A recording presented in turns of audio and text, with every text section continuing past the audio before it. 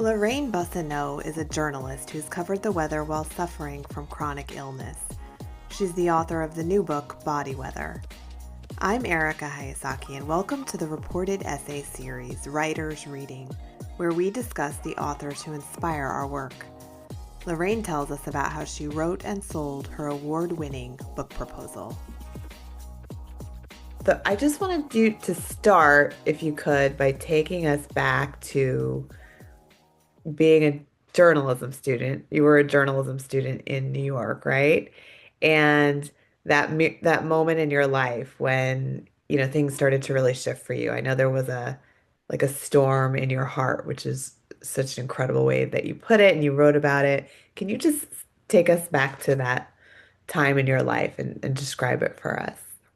Yeah, that was an intense moment for many reasons.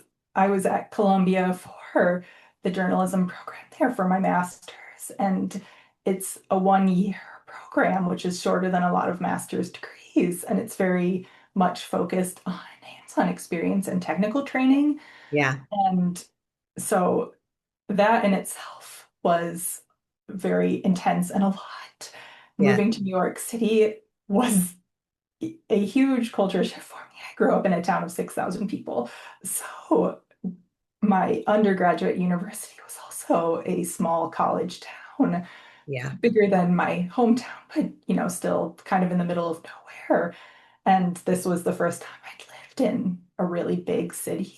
yeah. And so it was just overwhelming at first, trying to navigate it. And I really developed an intense love-hate relationship with New York, where some days it was the best place in the world, and some days it was totally miserable. Yeah. And on top of those other things, that's really when my health took a turn for the worse. I had been having what turned out to be a heart arrhythmia for years. I started having it when I was an undergrad student. I would have these episodes where my heart would start racing, but not in the way of when you're exercising hard, more uncomfortable. And Hmm. it just didn't feel right. It made me very lightheaded when it would happen. And the first time it happened, I got to the hospital. They gave me a medication to kind of block the arrhythmia from happening. But every time after that, I was either somewhere I couldn't get to a hospital or it only lasted for 10 or 15 minutes. And so nobody was ever able to identify what it was. And when I moved to New York, I had a pretty bad episode where I ended up in an urgent care in the hospital. And that was where they finally identified the type of arrhythmia it was supraventricular tachycardia. And I got slated to have surgery for it, which is not like open heart surgery. You're actually awake during it, which was not great. Don't recommend. Yeah. Um, but they, thread a wire through the artery in your groin to basically shock your heart and identify where the arrhythmia is originating from. And then they burn the pathway.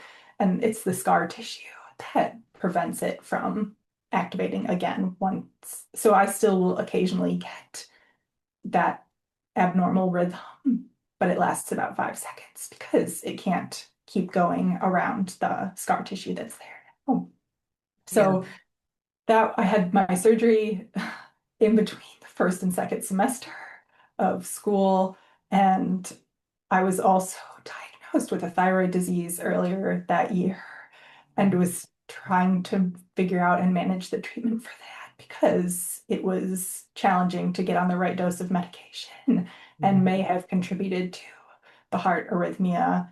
And also, I was in New York when Hurricane Sandy hit. So there were Right. all of these things happening at once. That was really a intense pressure cooker situation where I think Yeah. I was 23, 24 at the time. And it honestly, I didn't know how to process any of it. It was just like get through the next day, get through the next day, just keep getting through the next day. Yeah. Step by step. It was a convergence of everything at once.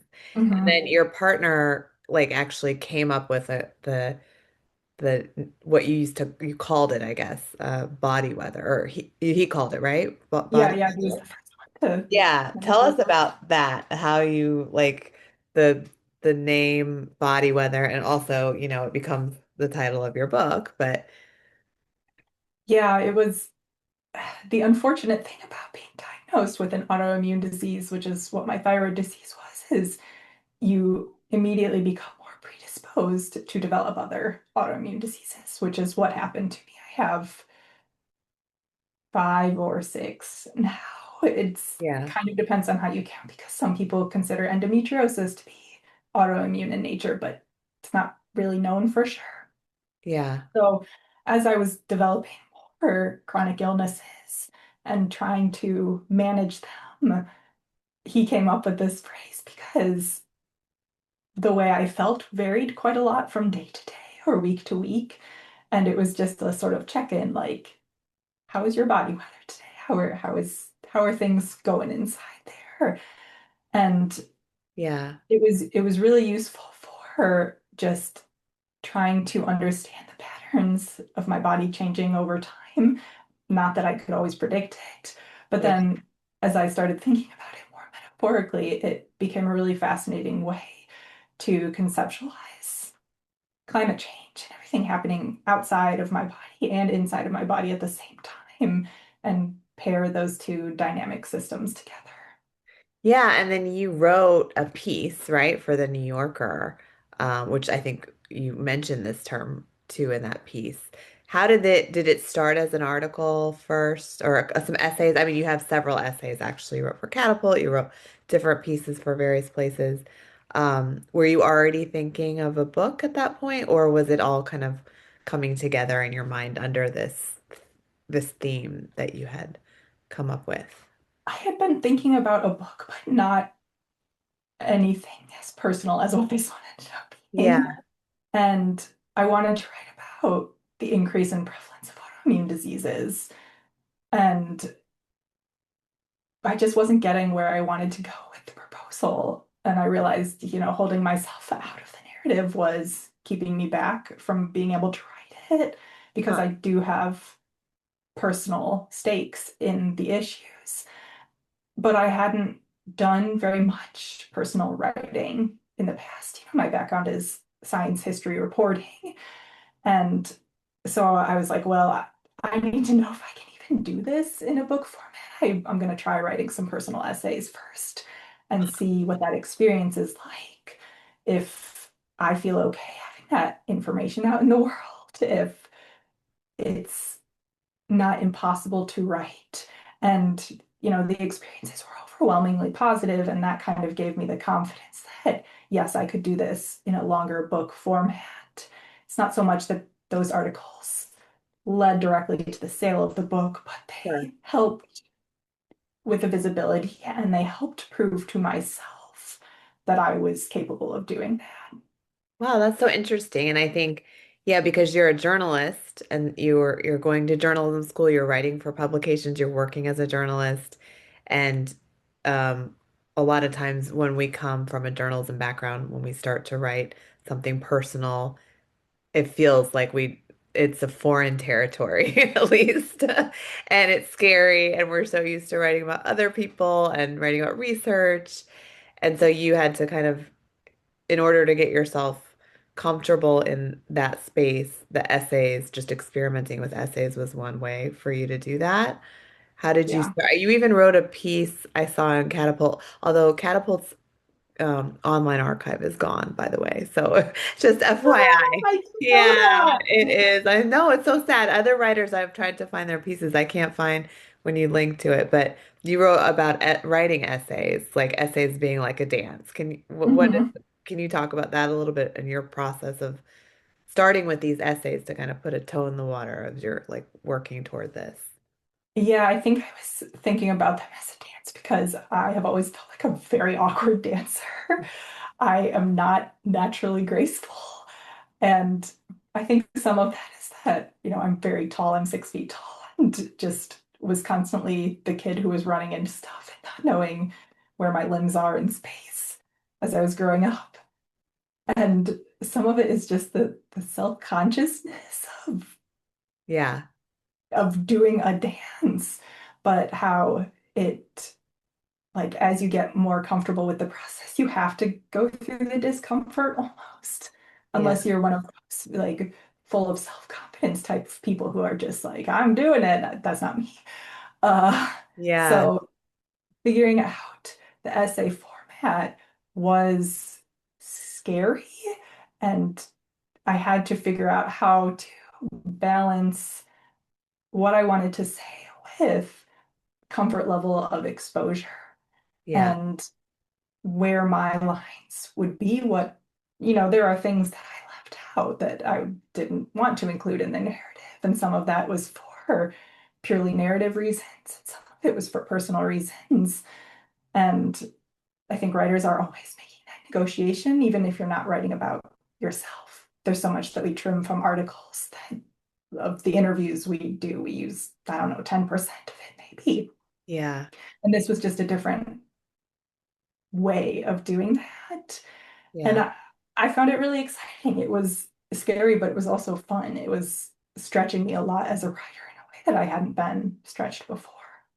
Yeah. And was it hard to start pitching essays versus, because there's pitching science pieces and the kinds of more traditional pieces that you've done as well, magazine pieces. And then did you have to figure out like where can I place essays or how did you go about that process to start? Yeah, it's definitely different. I think some of it is for essays, not always, but a lot of outlets expect the piece to already be written. And so you don't know if it's going to be picked up. And I kind of went into it knowing that and just figured, well, this isn't going to take over all of my freelance work. So I'm willing to give it a try. Yeah. And in the case of the New Yorker, was an editor that I had worked with previously at a different publication. So I knew him. He knew me and my writing, and that was helpful. With Catapult, I had a few friends who had written for them. Hmm. And so I knew what the pitching process was like, and um, it was pretty straightforward. So some of the essays for Catapult, I didn't have a draft written beforehand. After I'd worked with them once or twice, then I could pitch ideas Yeah. and go from there. And that was really nice. I think it is like so much of freelancing, establishing connections and Yeah. being aware of publications. I think it's really hard with essays. There's just not a lot of spaces that publish them, Yeah. especially now that Catapult's gone. And the spaces that do publish them, most don't pay particularly well. Yeah. So it's almost like it's not going to sustain a freelance career writing essays because you actually do get paid less for some reason. But you had like an intention behind it. You were developing your voice, developing like this idea that's, in the background tied together under the theme of body weather, which is such a unique and interesting and intriguing and also beautiful title and just idea to work toward as a framework. Um, and then, of course, then you had to write a book proposal. Can you just walk us through a little bit about how you moved into the book and like writing a book proposal from these essays and how that came together for you and just having a book get sold? How did you get to that point? The book proposal process was different than other proposals I've written. So I had already sold a book that was published in 2016, and that was right out of grad school. I'd written the proposal as part of my journalism program. And then I wrote another proposal that went out on submission in late 2019, early 2020. And that proposal involved travel to Europe and China, and then the pandemic. So that book just did not get picked up. Oh, yeah. Yeah. Um, and so this one, because of the heavy element of memoir and personal essay, the sample chapters were much longer.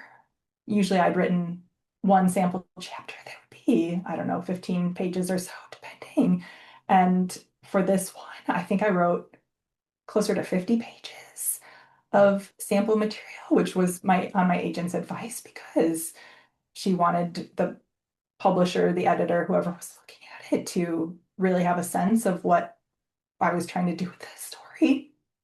And um, that was very different than other proposals I've written. I mean, I think with straightforward memoir, a lot of times you have to have the entire book or draft of the book Mhm. finished. And that wasn't the case with me. I wasn't finished. I was maybe a third of the way through the book with Yeah. the proposal samples. And so when I finished that, it went out on proposal, out on submission in 2022 or 2023, right around that time frame. And, was the nerve-wracking process of racking up rejections until Yeah. my editor at Beacon picked it up. And that was very exciting because I was really nervous at that point that the same thing would happen again of what happened with my previous book proposal of you can get so far and Yeah. still not get the publishing deal, which is Yeah. hard and sucks. Yeah. And so it was a relief, especially to find a place that really connected with the message and cared about it. And Yeah. it's really nice when you have an editor who feels like a collaborator in the process. Yeah. Um, so yeah. Yeah. No, that's amazing. Congratulations. And you're right. You can put a lot of effort into a book proposal. I've certainly done it, and then it doesn't get picked up. And that can be really hard because it's like writing a very long form piece. You're still doing a lot of research. And it can be emotional, an emotional ride to get rejected over and over and not get anything out of it in the end. Oh, But then you had this book, and by the way, I just want to hold it up because I love this cover. This is like one of my favorite covers that I've seen. Can you tell me about, not only do you have a beautiful book, and it's, by the way, been honored by the Lucas Work in Progress Awards, and but this cover just is so original. Tell us how that came together for you too, because covers can be tricky. yeah, it was unexpected. So before I got the publishing deal, I wanted to do something to commemorate just undertaking the process at all. And there's this artist whose work I had seen on social media who does portraits of people with chronic illnesses and disabilities, where she tries to bring an element of surrealism into it. And I thought her work was really cool. And I decided, like, yeah, I want to commission a portrait of myself. And so the idea for it was my body reflecting the ecosystem of the Great Lakes, which is where I've lived most of my life. And so I was incorporating invasive species, zebra mussels and quagga mussels, for the areas where I have the most pain, like around my abdomen, up my back. And then the red wildflowers are native species to the region, and they were so there's like on my chest and I think my wrist and my knee, and those were representative of all the places that I've had successful surgeries. Wow. And so it was really fun to go through this process with Yeah. the artist. And it's you, and it's even got your hair. You I have the know. same color. I just love that. It's so original, so unique. Um, and also, one thing that stuck out um in your proposal in your book, like you have it divided by part one, part two. It's 5 parts, and each part is looking at, maybe storms, floods, landslides, fire, temperatures, part one. But at the same time, it's also looking at like a part of the body. So part one is temperature, thyroid, denial. Part two is storms, heart, and each one has its own kind of um, thematic container in these different words, how you're drawing together weather and the body. And that just makes it like a reading experience that is something as you're turning the pages, you're wondering, how are you going to connect these together? How are you going to weave these stories together? This science, this background, and your own personal story, which is very much guiding the narrative, and that's helpful. I couldn't imagine you not being in this book, by the way. Like, you really do tie it together for us. So, can you talk about that structure and how you came to think about the structure in that way and that difficulty of braiding together, weather and body? in this organizational manner. Yeah, I think the structure was one of the first things that came together. So I was, pairing up body system and weather system or weather phenomena. And just that theoretical framework was really useful for figuring out, okay, I want to have this personal anecdote and then see where it takes me in terms of researching, like with thyroid and temperature, it was, I don't know, straightforward is the word, but there has been to me for a long time a very obvious connection between the way my thyroid is behaving and the way I experience temperature. Yeah. Because right, it has, an organ that is very involved in regulating your metabolism and your body temperature. And so it was, a fairly easy connection to make. But then to take it further, it was just thinking about where else we see those connections.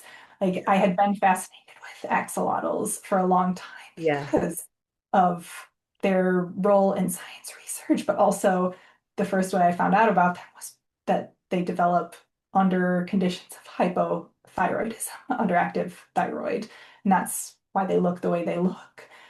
And that was just so fascinating. So when I started thinking about the role of thyroid in other animals and the role of temperature on their bodies as well as our bodies, it was like, oh, there's all of these ways that we're all connected in Yeah. ecosystems.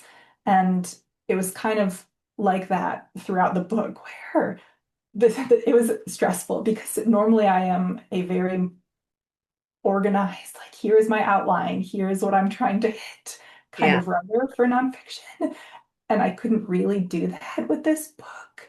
I might have a few things that I know I wanted to talk about, but from there it was just following the research and figuring out what was most interesting Yeah. in each of the areas. Because it's not the kind of book where I'm going super deep onto one subject. I'm kind Yeah. of pulling from a lot of different areas Yeah. to make these connections that I find interesting. But that was a little Yeah. scary too. No, I love that because the axolotl, like, that's one I actually noted that because actually my daughter loved axolotls for a while and like I learned all about them. And then so you have that moment where you're thinking you're seeing an axolotl and you're also going through your own understanding of your health and your thyroid. And then we even at one point move in that chapter to like Death Valley and you're then on this like reporting trip essentially and there's divers who I didn't even know like they're specially trained to dive into very hot water to search for these particular fish who are I guess at risk of endangerment and can you talk about that because again you start with the axolotl then you've got your own journey and then this like reporting journey that you take us on where we learn also about these fish talk a little bit about how you structure all of those together and how you were thinking about that. With a certain level of difficulty. I knew I wanted to talk about Death Valley because it is such an area of extreme temperatures. And one of the fish that I went to see the account for these scientists from a bunch of different agencies, annual accounts of them, are the devil's holt pupfish. And they're among the most endangered species in the world. And they live in like this crazy extreme environment. It's just a little aquifer. It's like down in what looks like a cave almost. And it gets a little shaft of sunlight to it and the aquifer goes down several hundred feet. No one's ever been to the bottom of it. And these fish live in the upper 100 feet, thereabouts. And they're like, they live in an environment that would kill most other fish because it's very hot. There's very little dissolved oxygen in the water. There's Yeah. very few food sources. They're super inbred. Like, Yeah. there's just all of these things that are sort of working against them. And at the same time, there are these scientists who are focusing so much on trying to preserve them. So one of the other places that I went was a lab a few miles away from where they are, where they're breeding pupfish to try and have a refugia population in case this population dies out or needs to be refreshed with more fish.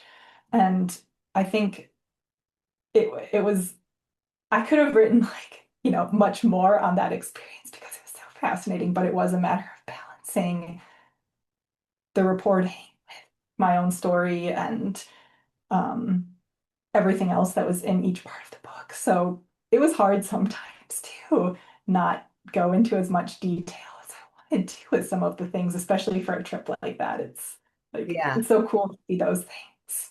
Yeah, so you had to find your own balance because you're right. When you're braiding personal and then reporting and then research, which you also have a lot of research. Um, Sometimes with the research areas, a lot of times we can, or even the reporting trips, you're right, because they're so much fun and we want to keep writing about everything that happened. Could be its own, journey or magazine piece. Um, you have to be mindful of the reader because if you digress for too long and it's not kind of connecting back. Oh, I had a lot of discussions with my editor, and she was really helpful in helping me pull out what needed more, what needed less, and managing that weaving structure. And it is complicated because, like I mentioned, if you don't have the background of personal writing, it can Yeah. feel uncomfortable to put so much of yourself at the center of the story. Yeah. And at the same time, you're also aware that that's what people like. They like the drama and what's happening to the narrator, the author. Yeah. And so how do I make these extra shifts and connections without frustrating them? I'm sure some people will be frustrated by it and they'll just be like, why didn't you just write a memoir? And, that's a matter of taste. But my goal was always to have these broader connections because I didn't want to talk about my experience in isolation because I see it as a reflection of so many other things that are happening in the world. And Yeah. those things matter to me too. Obviously, my body matters to me, but I care about the axolotls and the little devil's hull pupfish and Yeah.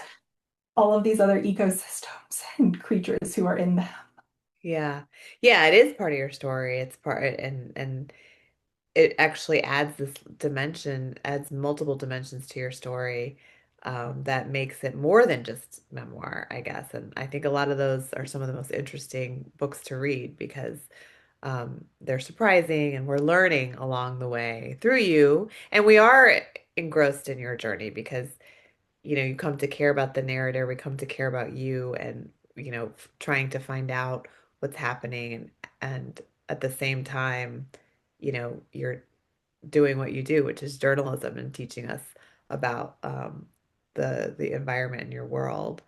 One book that you mentioned to as a model, um, or as one that like kind of served as a structural model in some ways for you was Naomi Klein's Doppelganger. And as I was reading that book, I could see it's a very different story. I heard her do an interview on a podcast that I've been listening to, and I was like, oh my gosh, I have to read this book. It sounds fascinating. And I had known about Naomi Klein, but I hadn't really read much of her work Yeah, or online essays and stuff, not her books. But the premise of it is that she keeps getting mistaken for Naomi Wolf, right. another online, at one point feminist writer. Yeah, And so she feels like she has this doppelganger in a moment where politics are shifting quite a lot for the other Naomi because she goes from being sort of a neoliberal, like feminist thinker to very hardcore right wing, appearing on Steve Bannon's talk show all the time. And like, yeah, so she's examining how does this happen and what can we learn from doppelgangers and what do they tell us about the world of politics in this moment? So her book in terms of topics, it's totally different than mine. Yeah. There's like nothing, they have nothing to do with each other. Yeah. But what I loved so much about it is the way that she wove her personal experience with all of this reporting on history and literature and technology and politics, economics. Like it was, the book just blew me away because of how well integrated everything felt. Yeah. And it was fun. It was fun to read. I mean, it was, on kind of a depressing topic, but Yeah. I found it really entertaining. And it was a useful model insofar as it showed that it is possible to be tackling multiple seemingly unrelated subjects and weave them all into a coherent narrative. Right. I think it was like it gave me the confidence boost when I was in those moments of despair of this is never going to work, when I was trying to wrangle all of my different ideas into something coherent. If anything was besides structurally that I thought maybe felt at all similar in terms of theme is like it almost felt like your mirror world was the storms, the environment in some way. Like you are going through and then having these experiments that experiences that intersect with nature, and then your body is going through its own like storm and moment. So that was like the kind of similarity that I Mm. saw, the way she was looking at the mirror world through this doppelganger and all the different ways that she was exploring that idea. And for you, like thinking about the echoes in the environment and how you are very much, um, interconnected. Yeah, I like that. I like that. I hadn't thought of it, but I do think having the environment as almost a foil for my experiences and the way they overlap and intersect. And I think what else I liked about that book a lot is she doesn't just villainize the people who she's disagreeing with. Like she's trying to understand what Yeah, is happening and and understand herself in the context of it. And I think that was something similarly that I wanted to do, where I want to understand um, myself in the context. There was a quote that I really liked that I used in the book, and I can't remember it verbatim, but it was essentially, we're all victims of pollution and we're all sources of pollution. yeah, And like that's part of the world that we live in, right. that we create it and we suffer from it to different degrees depending on where you are and the amount of power and privilege you have. But we're Yeah, all involved in it. And I think that was the point that Naomi Klein was making too, that yeah, we are all, whether or not we're in that right wing sphere, we are all part of the political ecosystem. And so we have to examine our own behaviors and motives too. that's right. Yeah. And you write, like in the beginning of the book, you talk about your goal is not necessarily to assign meaning. You're more interested in drawing connections and sharing experiences. And then as we like move through the book, we also see some of these connections that you make, and you talk about to be human is to be vulnerable, forever balanced on the edge between sickness and health. And that human vulnerability is paired with the health of our ecosystems. And like it's just it makes so much sense when we're reading through your experiences how this is. I could put myself in your shoes, but also there are a lot of things that felt familiar, and that like uncertainty, that anxiety that you move through the world not knowing and not having control. And in a sense, you know, somebody might not have your same experiences, but we're relating to a lot of what you're saying in the way that your language is like conveying it to us in a way that we can understand too. So I thought that was really well done, and I'm sure not a first draft, like maybe something that you had do a lot, like had to work on, because I know there's a lot of drafting that goes into a book like this. Can you talk about that process? Like, Did you have to rewrite a lot? How long did it take you? And especially as you're, grappling with your own health issues along the way and COVID and everything. Yeah.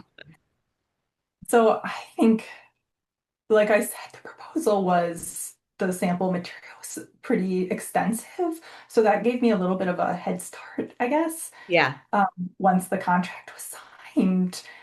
At the time, I was working a full-time job, and that was challenging because I was just trying to squeeze in reporting and writing on the book like on weekends and when I had some free time. Yeah. Um, my boss knew that I was working on a book too.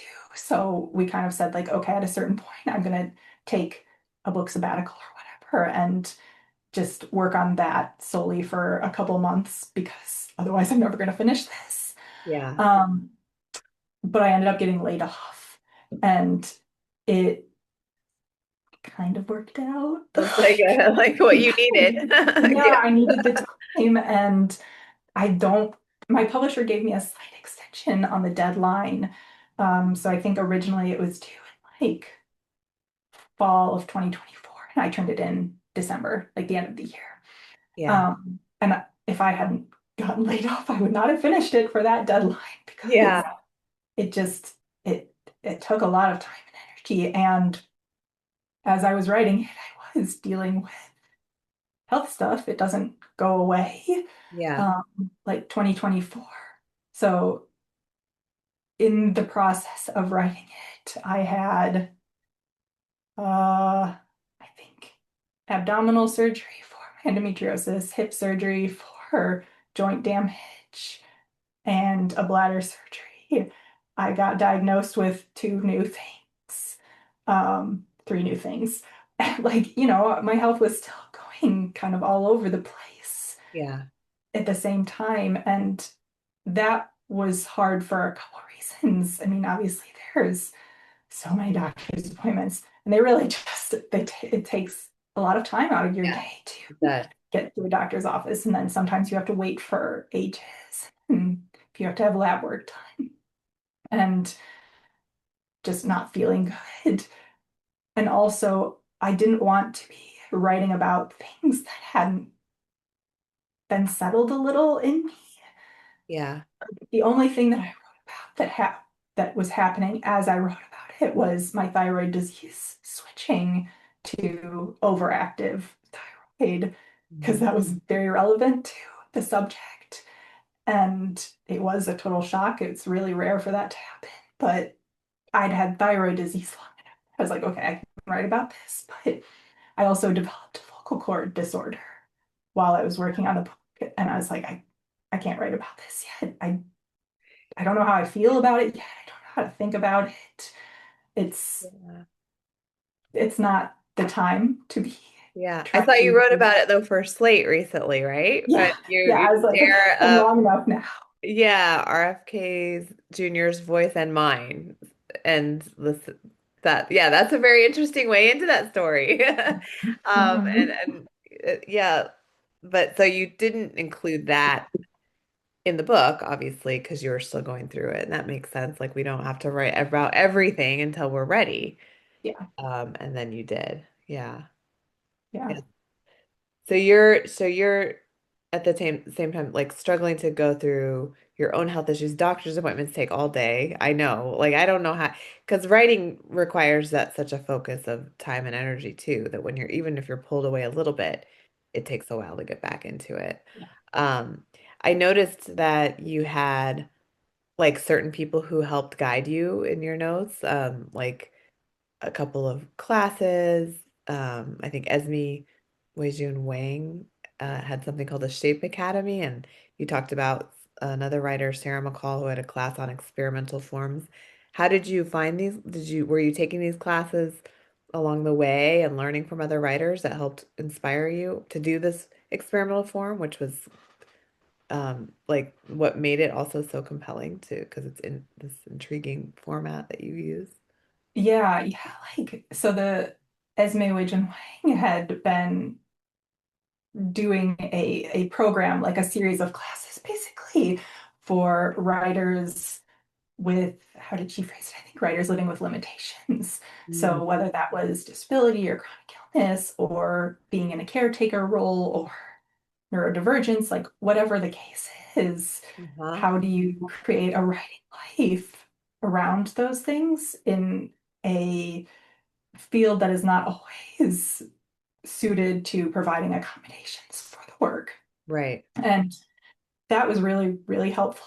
There were, speakers who came in to talk about their own writing and classes on different techniques for talking about traumatic experiences without re-traumatizing yourself, and Yeah.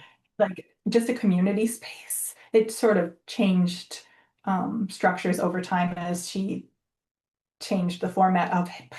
But there were a lot of people talking about their own unique experiences with some of these challenges, and learning that way with a group and different guides was really, really helpful. Because yeah, I didn't want to go write this book about, like, some of the stuff is heavy, and I Yeah. didn't want to suck down into a really dark place all the time. Yeah. And then, so I was doing that before writing the book proposal and during it a little, and then a little bit at during the book writing process. And then Sarah McCall's class, I came across because a friend recommended her to me. And I felt like, yeah, I have all this training in journalism, but I don't have much experiences in essay. I mean, I have some experience in creative nonfiction, but more like the narrative Yeah. form of nonfiction. And Yeah. so taking class with her was just so helpful in seeing, okay, here are all the different strategies, not all of them. Here are many different strategies that you can use to create interesting, dynamic, multi-layered Yeah. essays, and just being aware of the work that was out there in a Yeah. way that I hadn't been before was really, really helpful. Yeah. Yeah, it's so important for us to learn from other writers and just always kind of be listening as we're doing our own work too, because it is that process of just revision and rethinking and trying to gain inspiration. When you are talking about like the different ways that the first class you were in, there were speakers and there were people who were talking about, how to write when you have limitations. Um, or how to not traumatize yourself or maybe even take yourself into a very depressing place when you're writing. Is there any advice that you could give also going through this now yourself for writers who, have their own, whatever that might be, limitation or struggle, and it's hard to feel, like you might feel like you're alone in that, and that it's very difficult to keep writing. But what advice do you have or did you gain from that? I think there are, so first, way more people that have to deal with limitations in some form or another than we might think. Um, Yeah. there, everybody has things going on in their life, kids, ailing parents who might be aging, um, illness and disability. Like, there are struggles in everyone's life one way or another.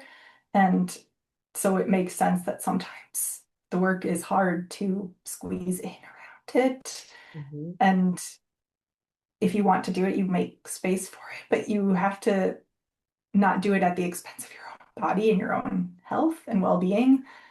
Um, so writing from where you are, I mean, I know a lot of people who write from bed because that's where they are comfortable, that's where they can be most supported in their bodies.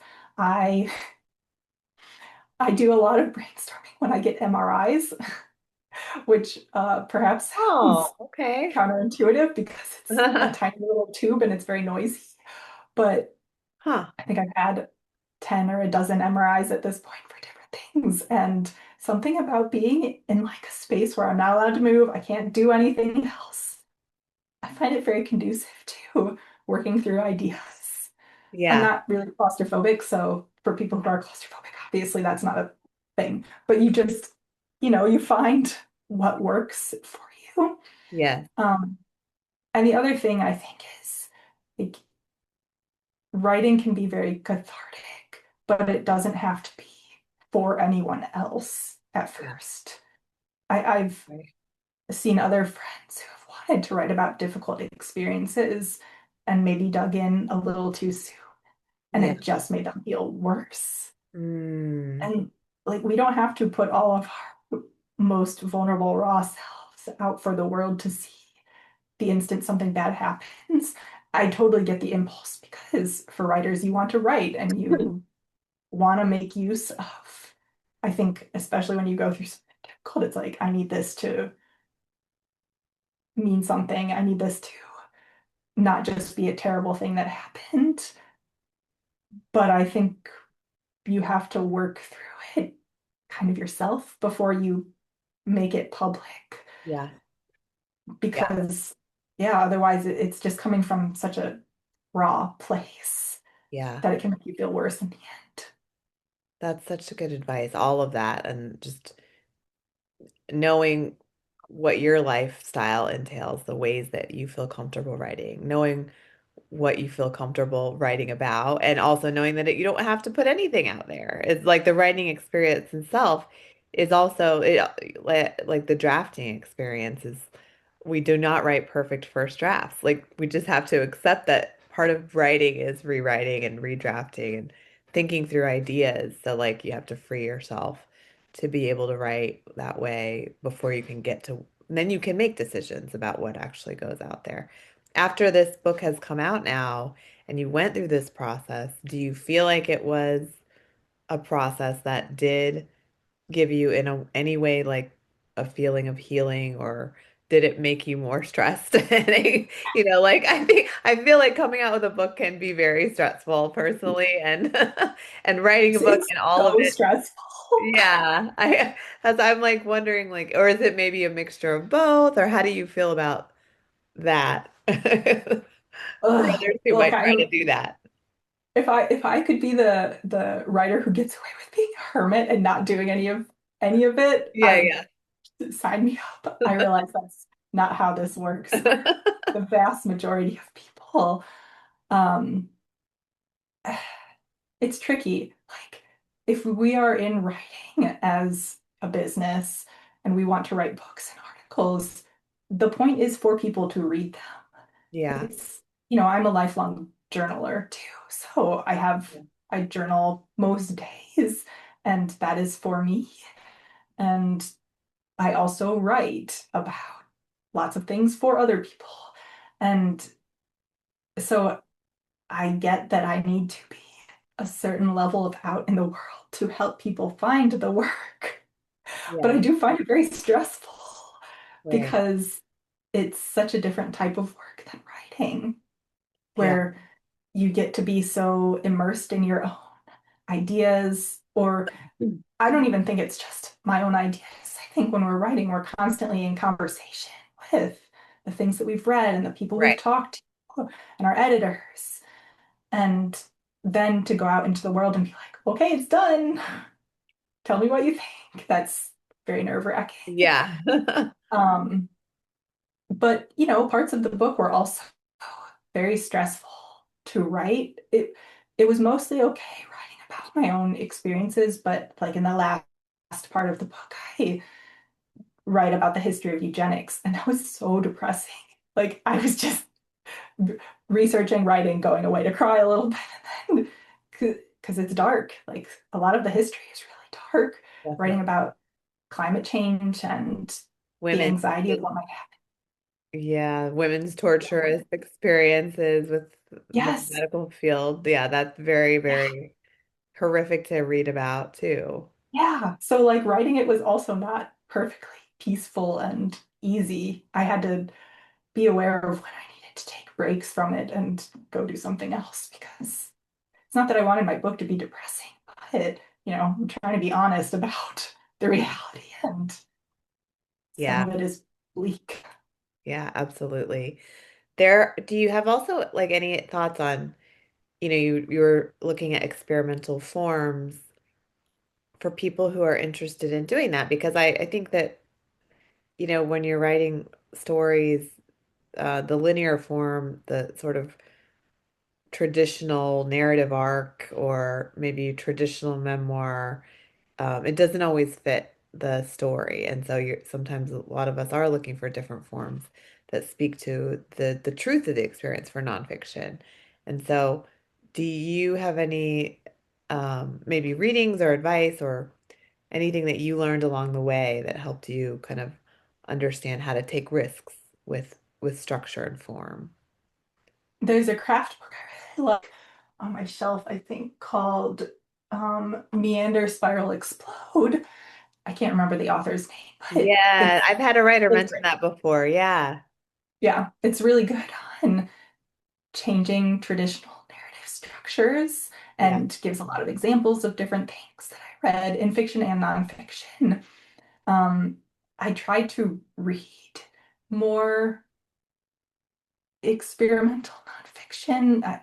I don't know how experimental, like, for example, Maggie Nelson's Bluets was Mm. in the Sarah McCall class that I took, and seeing this sort of poetic but also nonfiction structure that was really fascinating. I think there's a really interesting intersection in work between poets and nonfiction writers Yeah. right now. Like Yeah. I just read a poetry collection called um, Primordial by Mai Dervang, and it's all about, like, some of it is science research about Yeah. a rare animal in, like, this region of Southeast Asia called the Sala, and some of it is her experience growing up Hmong and um, Yeah. like the daughter of immigrants and these overlaps. Like, it was a beautiful collection. And she has all of these citations at the end of this is where this reporting is from. And like it looked like what you would see in a nonfiction book. Yes. So I think exploring outside of the genre is really helpful. I've always been a big fiction reader, but reading more poetry, reading different types of essays, reading um, whatever experimental stuff kind of comes my Yeah. way. I think I'm often curious about the serendipity of when we find certain books, like the Naomi Klein book. That Yeah. was just a coincidence that I happened to find it and read it at the same time as I was thinking about my own book, but it was so Yeah. helpful. Um, Definitely. They so come, just we're open to them, but then they come to us and we're because we're just tuned in too and ready. yeah, yeah, I think honestly, it's one of the best parts of the writing experience where you're just Yeah. kind of like open to everything and what comes your way feels a little magical sometimes. It does. Yeah. And then harnessing that, um, and those, I think w- there's something about just the intersection moments that can be the transitions between the self and the research or the self and the axolotl and the fish, the trip to see the fish. Um, is that something that as you're writing, it's just kind of like you're paying attention to here's a moment where I can now pivot into this, and it's almost like you just have to be open to that too, because that can't be plotted all the time. It feels almost like something you feel as you're writing. Yeah, very much so. I couldn't have outlined. I mean, I outlined, after I'd done the reporting trip and Yeah, if there was some research that I wanted to include somewhere, but a lot of it was just feeling my way through it and seeing where I wanted to go as I was reading. And like the section that was probably the hardest to write was the fourth part, which was guts and landslides. yeah, And um, I was trying to figure out, like, food is such a central component and microbial life, but what does that have to do with landslides? And yeah, trying to bring those things together in a way that felt organic and not forced. yeah, It yeah, was just like I just had to read a lot of different types of things and talk to different experts and see, like, okay, this is how I can connect these things. And a lot of times it was a surprise to me. I didn't expect to find what I found and yeah. pivot where I did. Yeah, no, that's so interesting. It's like it's also a very like bodily experience of like listening to yourself as you're writing. And I know there are writers, and I'm not that writer who just plot and everything is like laid out in this like outline that's almost as long as a book sometimes. And I just can't do that. It's like there's a feeling that kind of emerges, but then you go back and you work with it like over and over. And it sounds like Mhm. that was part of your process as well. Yeah. Yeah. And I love the poetry recommendations. Are there other books that you would recommend that are kind of in conversation with your book or that served as in some way, inspirations or models for you too as you were reading and thinking and writing? Yeah, so there's so many. I read so many books that were informative. There was a collection called Moving Mountains edited by Louise Kenward that came out in the UK, and it was writers with disability and chronic illness in conversation with nature, Mm, different aspects. It was so good. There yeah. was a lot in there that was really useful for my own thinking. Um, the disability writer, ecology researcher Sunara Taylor had a book called Disabled Ecologies that I cite in my book a couple times. I had to be careful because I was like, I could cite every page. Yeah. Um, it's hers is more academic, but it's very readable. It's about pollution in aquifers around Tucson and the communities that were impacted by it. And she's disabled and how she might have been impacted by it. And Yeah. it's really beautiful. Um, so there was a book that I read after I finished writing, which was maybe good because I was like, oh, this is such a good book. I think I would have felt self-conscious, but it's called How to Tell When We Will Die by Joanna Hedva. Oh, And it's a more of an essay collection than fully braided essays all the way through, yeah. but it's about their experience with living with chronic illness and marginalized identities and trying to be an artist and musician in the midst of that. And it's really, really beautiful. Yeah. Um, Wow, yeah, that's there's like Audre Lorde's the Cancer yeah. Journals. There's just there's so many good examples of people writing about illness and nature and the environment that yeah. I think I have an article coming out in LitHub in a week or two where I list a bunch of them. Oh, good. Oh, So, good. Yeah, definitely send that to me because that would be, I'll link to that as well.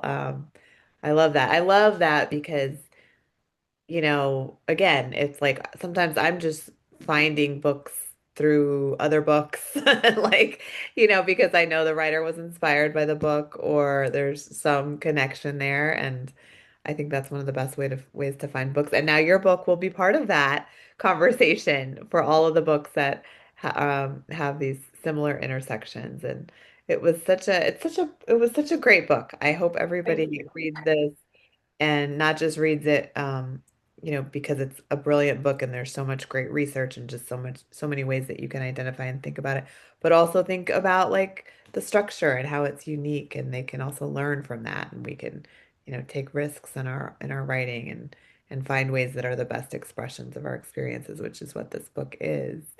So thank you so much, and congratulations again on publishing it and Well, having thank it in you the so much. world.